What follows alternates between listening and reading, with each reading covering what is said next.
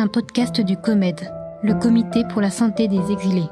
La santé des migrants se mesure avant tout à l'égalité et à la dignité qui leur sont ou non garanties par le pays d'accueil.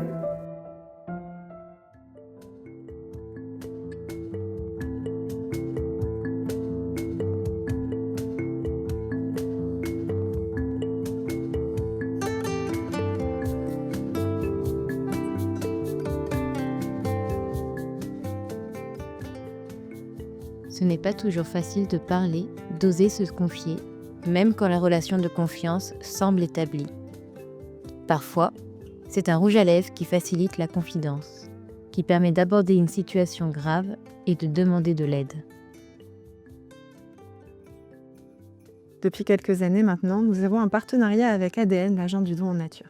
Mathilde Petit, chargée de l'observatoire et de la base de données, lit une brève d'exil rédigée par une assistante sociale. Au départ, nous avions en tête d'inscrire le COMED dans la lutte contre la précarité menstruelle et de pouvoir fournir au moins du savon et du shampoing pour les personnes que nous accompagnons. Au fur et à mesure des demandes, nos expériences de terrain, nous commandons régulièrement des produits qui font du bien, comme du rouge à lèvres. Pas du rouge à lèvres premier prix, cette fois c'est du Yves Saint Laurent, le rouge à lèvres des parfumeries, souvent hors de prix.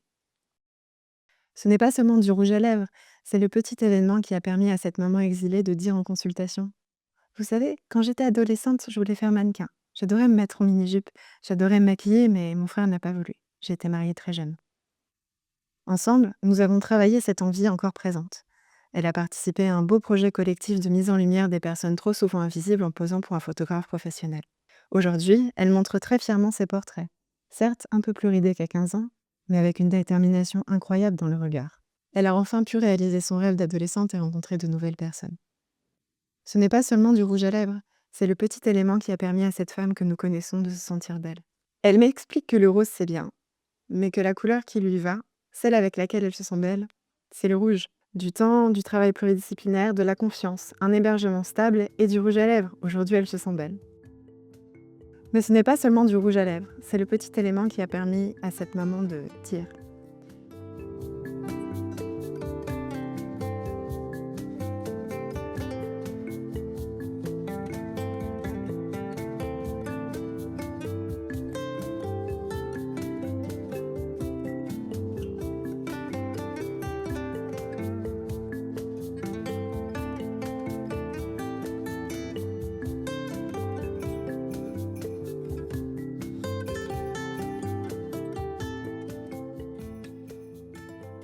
Je ne l'avais pas vue depuis plusieurs mois, mais elle continuait à consulter les médecins. C'est la rentrée, nous refaisons le point. Sa situation administrative a un peu changé, elle va enfin pouvoir faire une demande d'asile en France. Je sais qu'elle est hébergée chez un tiers.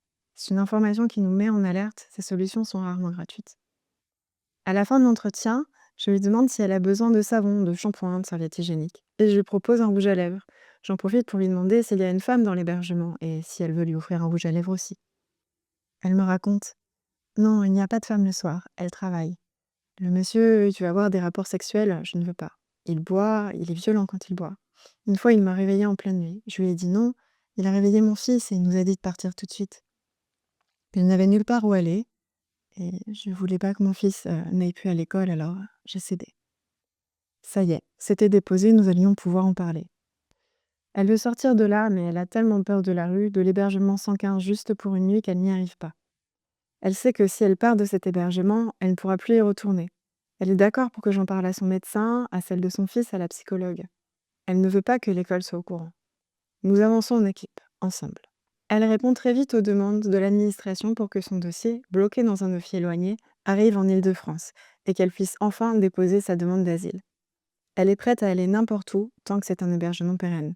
Mais elle tient encore. Elle a trop peur de la rue. D'un rendez-vous à l'autre, elle réalise.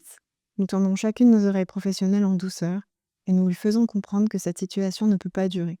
Il faut qu'elle s'en protège et qu'elle protège son fils.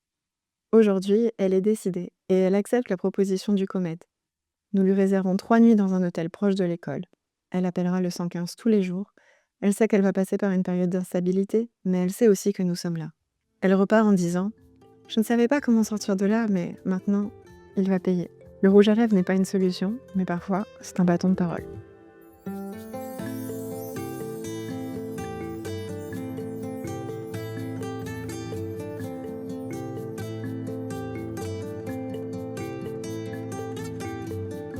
Depuis 45 ans, le COMED agit pour la santé des exilés et la défense de leurs droits.